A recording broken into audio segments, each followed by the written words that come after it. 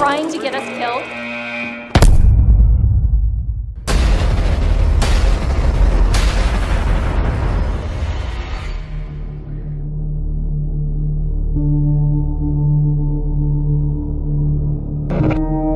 The Impatient is a psychological horror game made exclusively for PlayStation VR, and it's set in the Blackwood Sanatorium in the 1950s. No!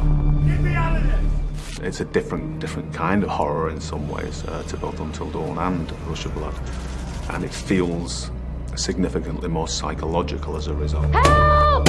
You can't just leave me in here! The character in the game can't recall anything that's happened prior to the game starting, so in that sense they know as much about the story as the player knows when they embark on the game. So I think it'd be wrong for us to give anything away about that, and that is uncovered during the experience. Do you remember who I am? Do you know why you're here?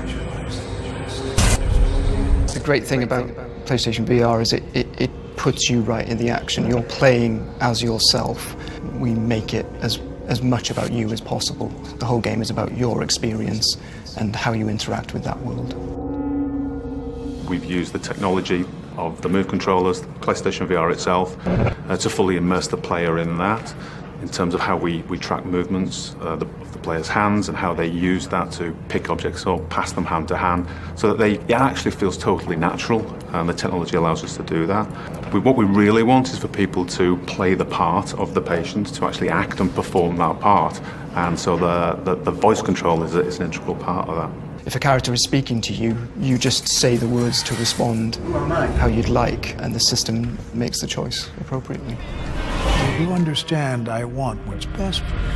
I think the Impatient in VR generally is very different, because we'd expect people to be playing this largely with headphones on, because that's the way to get the real true immersion. To actually feel quite alone and isolated in there is actually, I think, a big part of the experience. It's too big to keep quiet.